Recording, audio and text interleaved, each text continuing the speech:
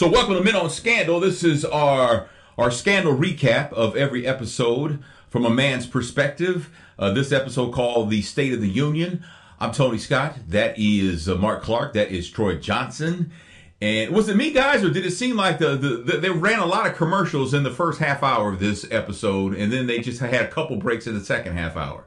Yes, we got to promote this how to get away with murder. Yeah. Got to promote Viola Davis show. Yes, it was front loaded. It does seem to be front loaded. Yes, front loaded. I think is the formatic terminology and there. So. It was all about promotion. That had to be the way.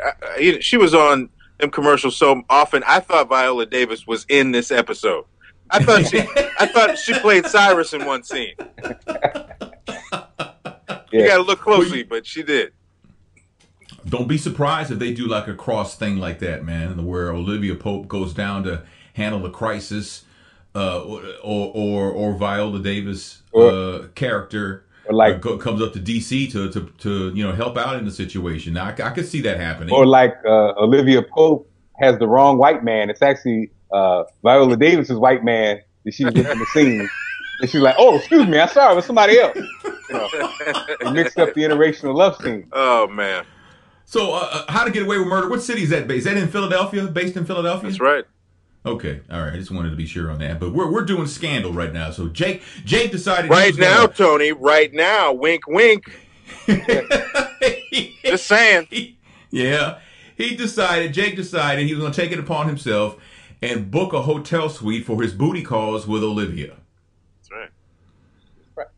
Props to Olivia's jogging bra in that early scene, by the way. Olivia was looking tight and right as they discussed the booty calls, yes. Yeah. She was looking a little full there, huh? Jake's trying to be proactive, but we all know how that ends. Yeah, well. It ends with him having to get out of the scene so grown people could talk. Poor Jake.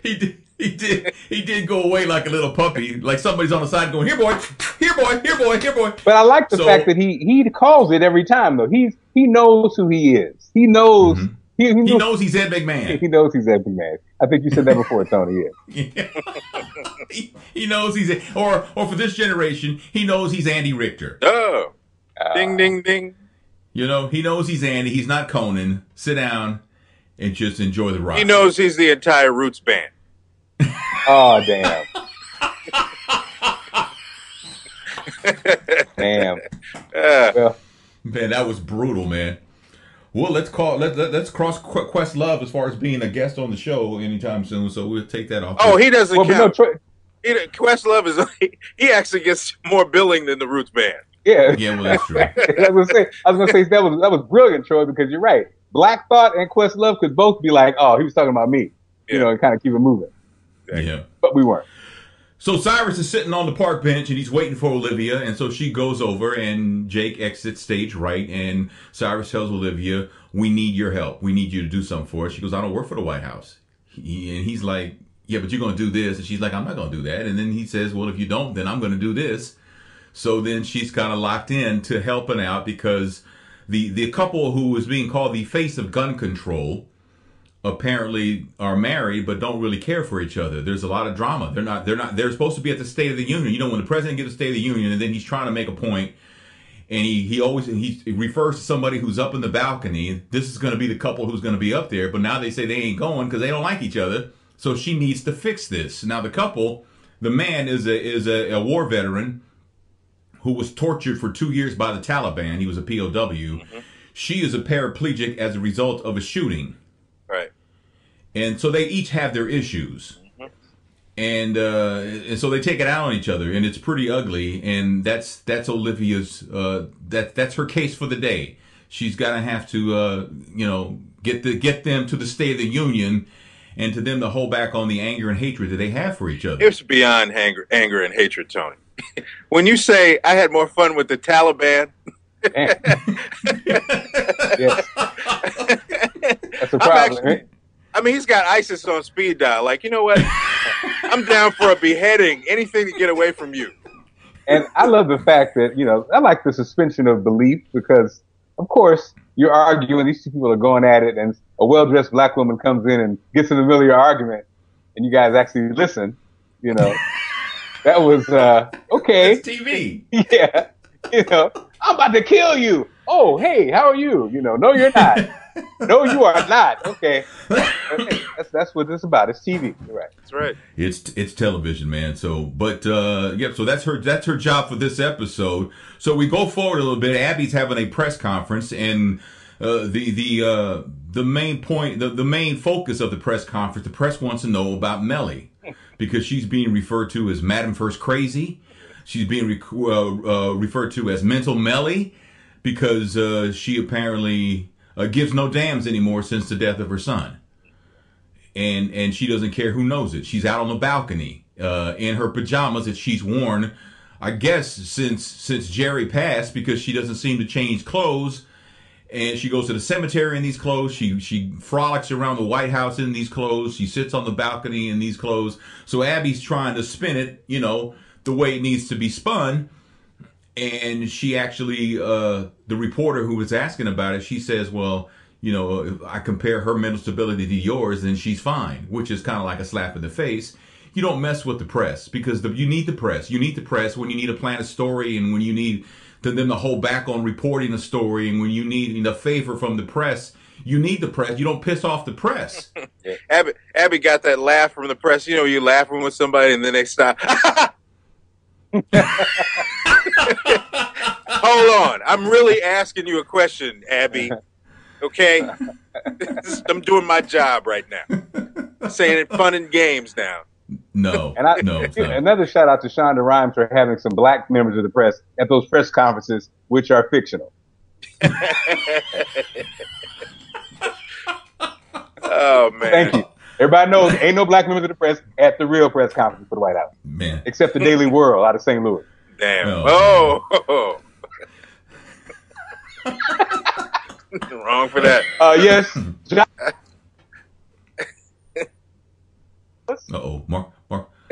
You there, man? Say that again? Okay, now his audio cut out for a second. Sorry about that. I missed my joke? Yes. Yeah. Damn. Jaheim McKenty, the Daily World, St. Louis. Jaheim in the back. Yes, I would like to know when the next White House basketball tournament is.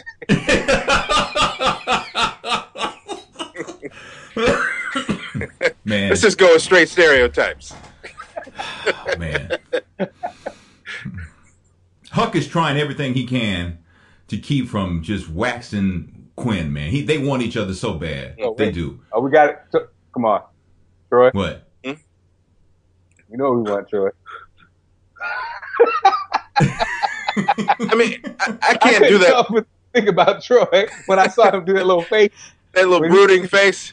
Yeah, the brooding. I was like, I don't really have a line for him trying to get some. I mean, you know, like when he wants to kill people, he has a drink, right? Isn't that what it was? I don't know what the replacement word is for him trying to get some. He has a stink. But you know, they give each other that look. You know when you're in each other's space and you look at someone, you look at their lips and then you look at their eyes and you look at their lips and you look at that. That's what they were doing. It's like, man, just get a room and get it over with. Yeah. And apparently Olivia was oblivious to this whole thing because Abby's the one who told her that they were incesting all over the office, which really made it sound like, ew. Yeah. She had to look at a table real quick, like, what? For real? Oh, we got to call IKEA or something. We got to get this out of here. Not IKEA. Man. I thought that smell was Melly's lounge pants. Oh. No. Damn. Melly's eating chicken on the White House balcony.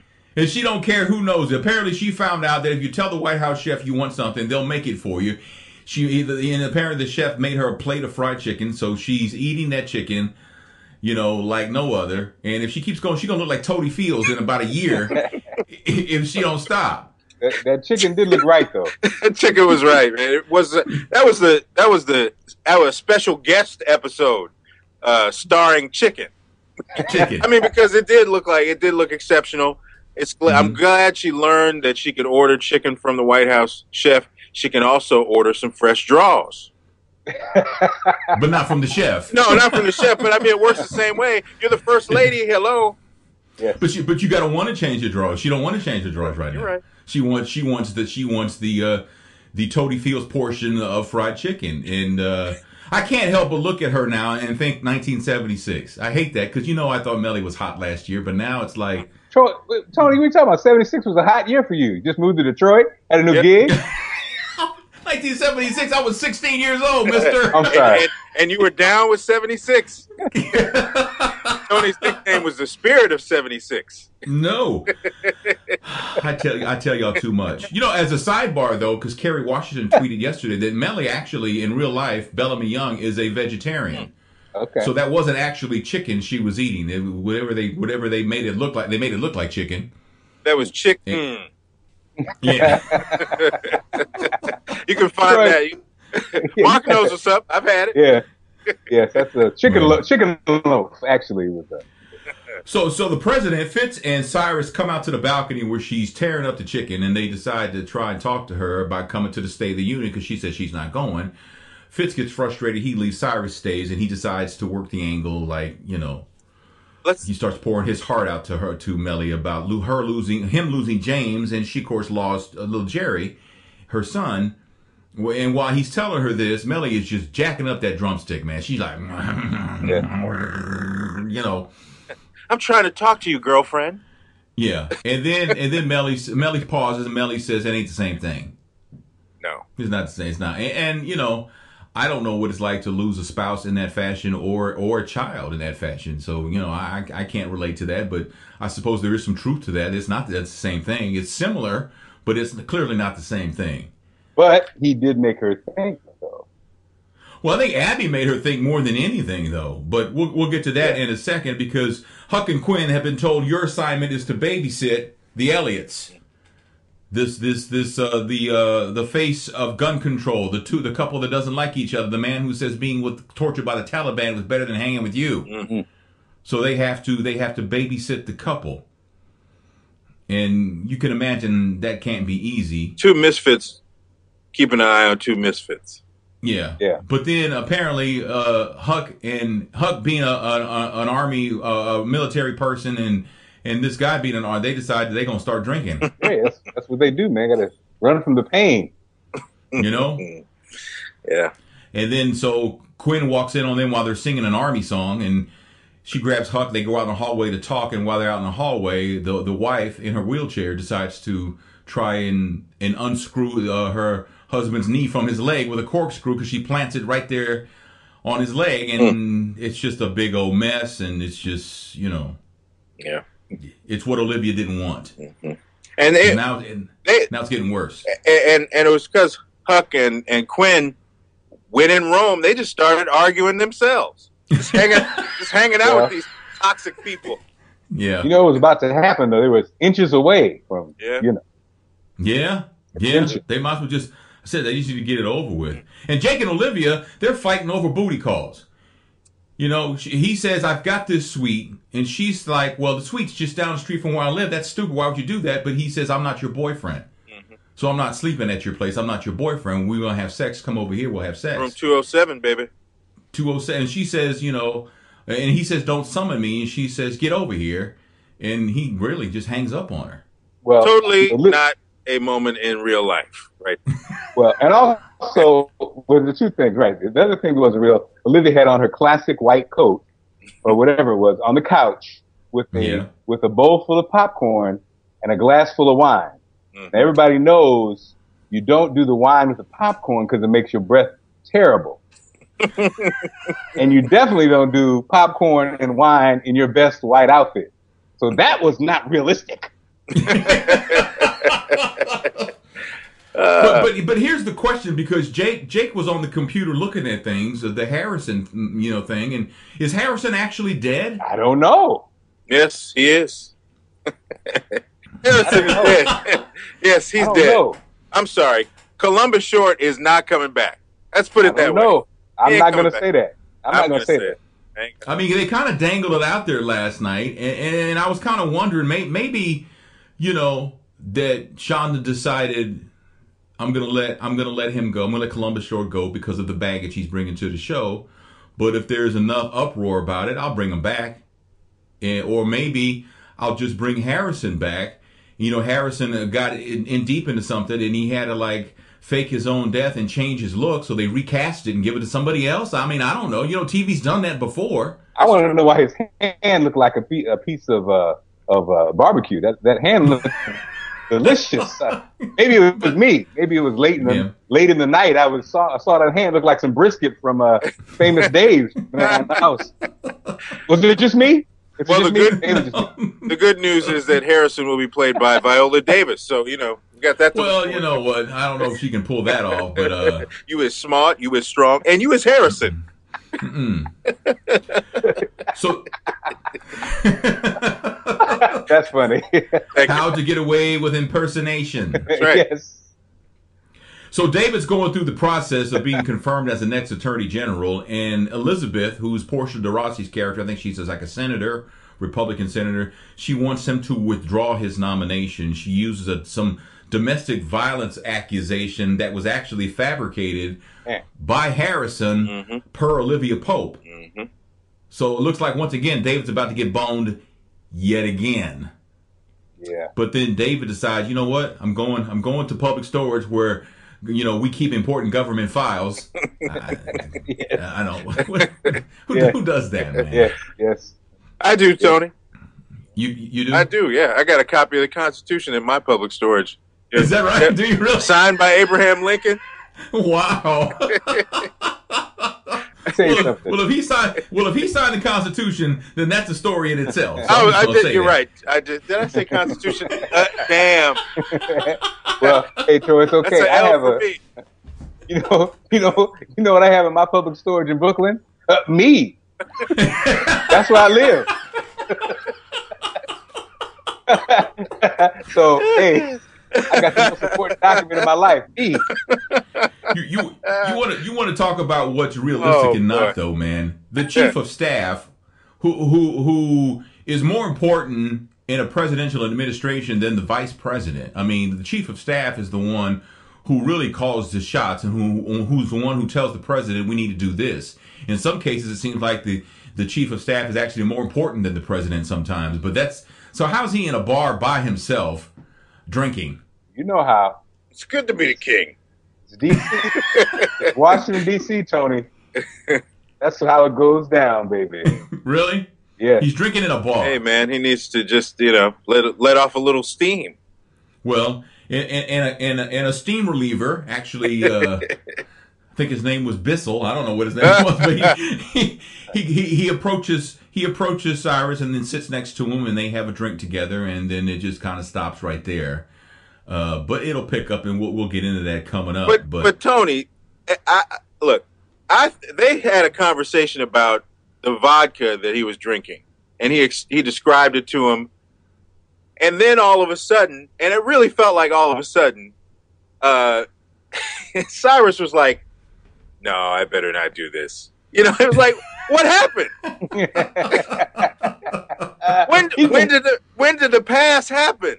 Yeah. Well, I think I think the bar was called Some Young Guys. So it was already implied. It was implied. Yeah, it's already implied when you walk through the door. You know, it's kind of like Some Young Guys. Well, yeah. I mean, he said it was a creamy vodka. He did say it was creamy. I've never heard of a creamy vodka, but I'll just leave that. I'm not a drinker, so what do I know? But when he asked for it on his chest, we should have known.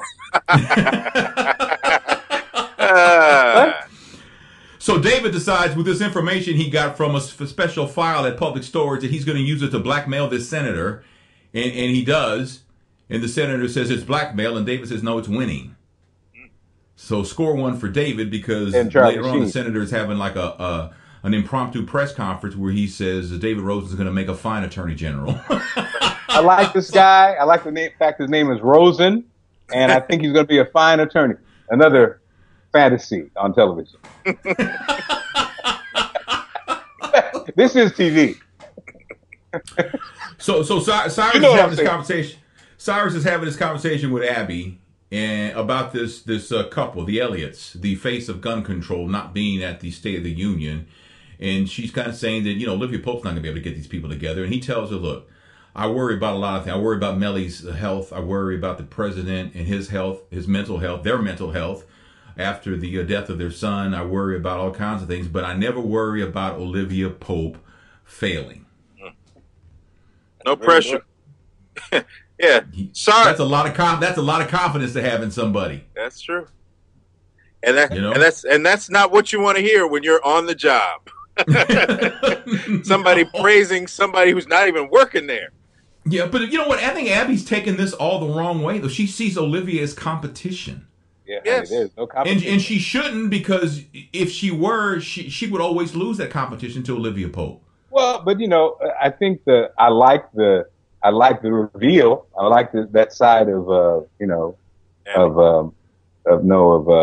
Cyrus, because it kind of gives us we rarely get a clear picture, but then you still don't, because he's playing Abby too. So, that's true. So, but I like that aspect of it. And like you said, you're right.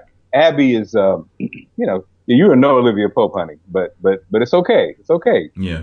But she is the one who calls her out, though, and is right. She's usually, call her out. She's usually on it. I mean, she's bad 350. Yeah, she's on the team. She is the chief, gladiator, I guess you could say. But it's like, wait a minute. You walk around here raggedy, Olivia, and she's usually right.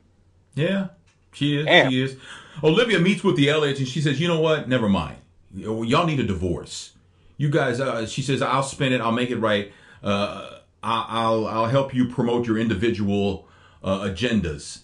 You'll have to sell the house. You're gonna, because you're not gonna make the money together separately that you were making together. So that's basically how that's gonna be. It's almost like the Neelys, right? That's right.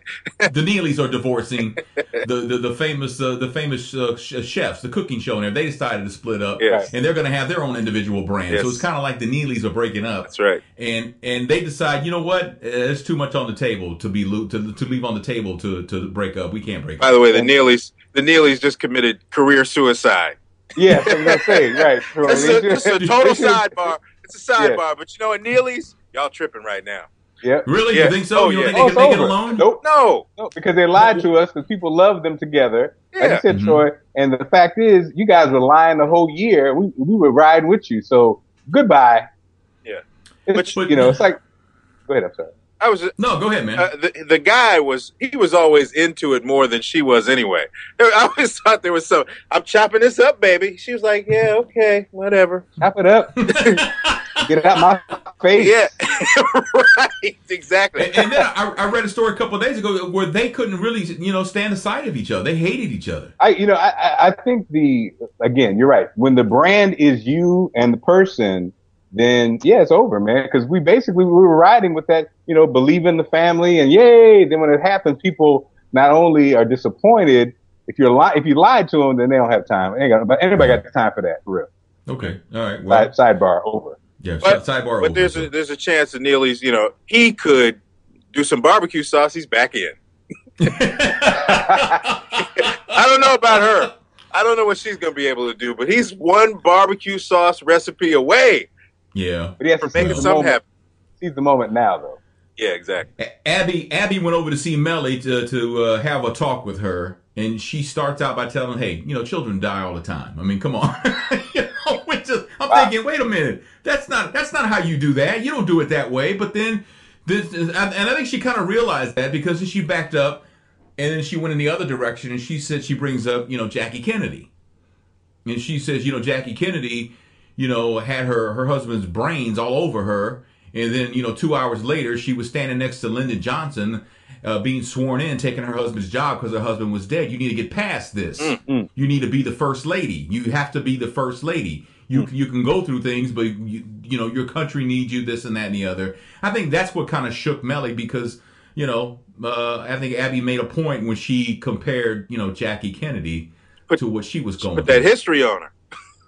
I thought you're gonna learn today, guys. I was like, man, Shonda's going in for real. I thought she was going to say, and then the next day she had to stand next to the man who killed her husband.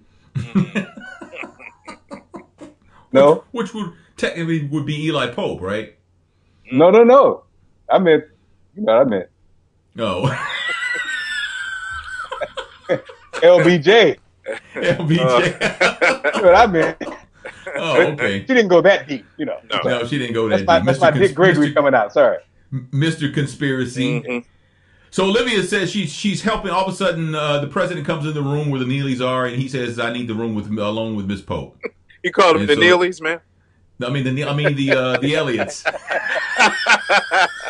All right, then go out the room. We'll come back. Come on We're coming in. back, baby. Come on in, Mr. President. We just fried up some catfish. No, no, the Elliots, and then Olivia says Olivia starts polishing the Huh? State of the Union. All right. I missed that. Okay. And she tells the president, look, no one is going to hear anything that you say in this State of the Union if you do not address the death of your son and your wife. You need to say, if you don't say anything, they're not going to hear your message about gun control and anything else you're trying to get done in the State of the Union. They're not going to hear anything unless you talk about that.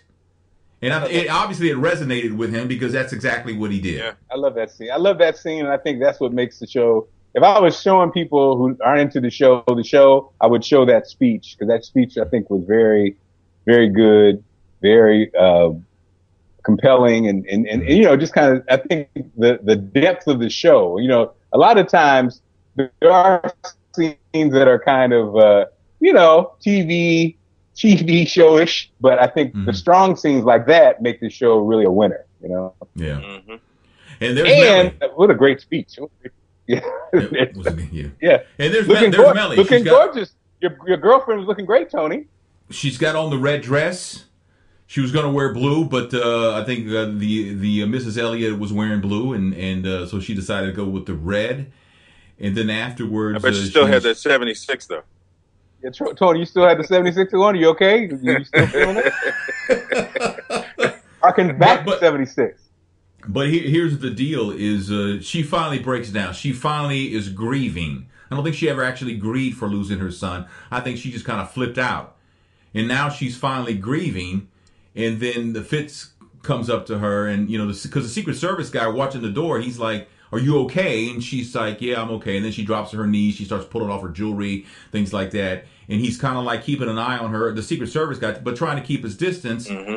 And then the president comes and just tells the Secret Service guy, "Get out." That's right. I'm like, why are you so harsh with him? He was trying to help. He just like, get out. That's because Fitz saw somebody running through the East Room. Get out and get that. Tackle him.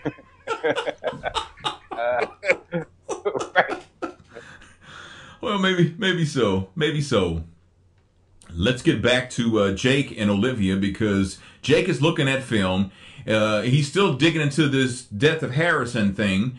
And then he sees Charlie in some film footage. So it kind of makes you really wonder, what the hell is going on with Harrison? Is Harrison dead or not?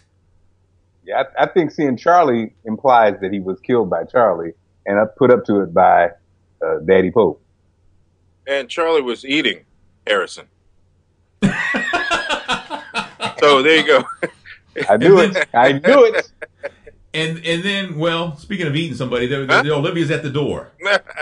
Yeah. And she comes in, and she's got on one of her famous Olivia Pope coats. Yeah.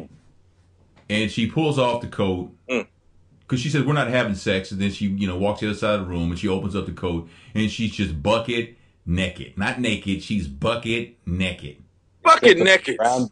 Brown boots. Those brown boots. And I mean, a lot of times, sometimes women have like lingerie or something under their coat. Yeah, like what that. happened to the thigh highs and the the nothing? Just a coat and some boots.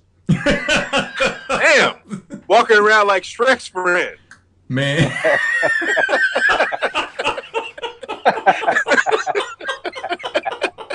Go ahead, girl. Man. I'm not talking about Donkey either. No. You know who I'm talking about. Yeah. You know who I'm talking about. It's what? Yes. So they have animal style sex, man. Just like at In-N-Out Burger, you can get your burger animal style. That's what they had animal style sex. And those boots got polished. yes, Man. yes, they did, and they got buffed out. You know? There's a woman who saw that last night who's going to be doing that this weekend. Well, the woman in my house apparently didn't see it. You need to rewind that joint. Play it again. Just, you know. Get the message. But apparently that was the theme towards the end of the show, because then there's Cyrus goes back to the bar to look for that guy, and he finds him. Oh, imagine that. Cyrus, you slide dog, you. And then next thing you know, they're in a hotel room. I guess maybe Jake subleased it to Cyrus or something. I don't know. But, you know, Cyrus does the typical thing as they're kind of undressing each other. He does this. The typical line you get, you know, in a first encounter. I've never done this before. Shut up. Exactly. I mean, that's like the most cliche line ever in that situation. I've never done that before. Cyrus was telling the truth, though, Tony. He was telling the truth. I've never done this before with my new hair implants. I've never done this with my new bangs. Yeah. Yes, man bang. Man bangs. And let me just, I think Cyrus, his reality is the reality for many men a certain weight and a certain age. Nobody thinks you're hot, okay? So to think you happen to be in a bar and a great looking guy, 15 years your senior, out of a magazine with a six pack and everything, thinks that you're the bomb. No, guys, doesn't happen anymore. After 50 and a pot belly, it doesn't happen. Sorry, guys. Well, oh damn. Sorry, guys. But women, women, or animals. Sorry, they are with you. Animals too. Yeah, they're with you for a reason. Too. They're with you for the animals. The dog just raised his head and went. The animals with you for a carrot. The men and the women are with you for a carrot or two. Mark happens to be right on this one, because the guy, you know, was like, you know, first of all, Cyrus was talking too much. Yeah. Shh, be quiet. He asked one too many questions, too much inquiry, and not enough action. That's right, because the guy tells him, I'm a sex worker, which back in my day we called them gigolos. Now they're called sex workers. That's right. So, and he should not have said that. Tony, in your day, did they really call him anything, Tony? In Texas, Tony, did they in Texas call him anything? Oh. All we had was Richard Gere in the movie. We really never saw it in action, but it's okay. Well, but you know what? The guy shouldn't have said that, because that kind of like raised the flag for, and I said flag for Cyrus, because Cyrus raised one and lowered one. Yeah, yeah. Cyrus is going to walk away, but then dude pulls down his drawers. He pulls down his drawers and he sees what dude's working with, and he couldn't fight. He lost the war of temptation. Man, Cyrus is reckless. Man, that's not. Normally he's more composed. Is that his weakness? I don't know. Well, I mean, you know what? He hadn't been intimate with anybody since his husband died, and now this situation comes up. He was very vulnerable. He was vulnerable, is what he was. Vulnerable. Yeah, so vulnerable. Wide open. His nose was wide open. Another guy's nose looked like it was broken. But anyway, that's another story. But I think when the guy said he was a sex worker, I think Cyrus he was like, all right, I'm being set up, right? But then when, like I said, dude pulled his pants down, his drawers down. He just went right by that stop sign, and he goes in, and as it turns out, he should have went with his first intuition, because he is being set up. We find out later when the sex worker meets with Senator Elizabeth, I can't remember what her last name was, Portia de Rossi's character, and and it's clearly it's a setup. Didn't she say, did you? And then he say no, or something like that. He said no, but he says, but I'll get him. He said, I'll get him. So what do you think that was? No, I'll get him. We didn't have sex. No, I'll get him. He's going to come back for more. Yes. He did not know they did not have sex, but we will. And that's when it's going down. What do you think? Cyrus saw the mountain and didn't climb? You know what? I don't know. That's a good question. I don't know. Saw the pool, but didn't jump in. But then here's something else. Saw the horse and decided not to ride. Well, Cyrus does like to, he does like to do a Wyclef, come back 2 times. So, he likes to see what's going on, and then, okay, and I'll come back that second time. He's about to get a Marion Barry, though. Yeah, but he's getting a Marion Barry. But how about this possibility that they did have sex, but dude kind of likes Cyrus, and then maybe he's playing the senator. Oh.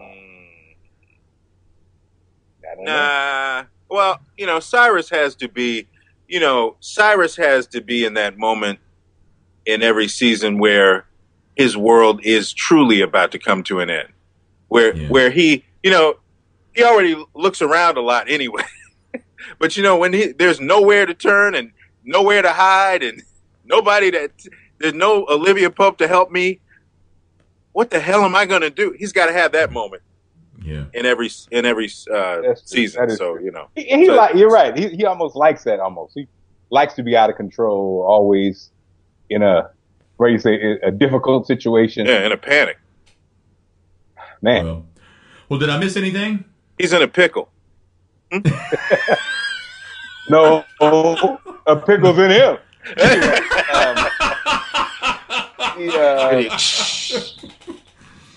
yeah. All week. All right. Did we miss anything? Olivia's looking great. Lost the baby weight this season. Mm-hmm. But the bosoms are clearly engorged. Yeah. Carrie's bosoms President is, I think you got it all, Tony. I think you hit it out of the park this week, brother. Tony was on it, man. As usual.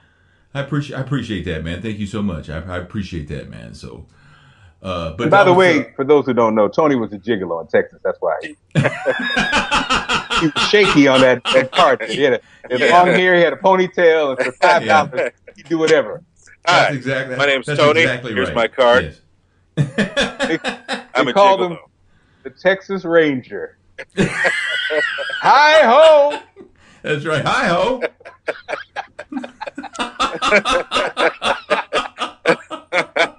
It was legal back then in Tony's day. That's right. Well, they didn't care. Whatever, go ahead. Yep. Do what you got to do. That's what it was. That's what it was, man. I was an animal. We had animal style. Yeah, that's right. That's all you had. That's right. Yes.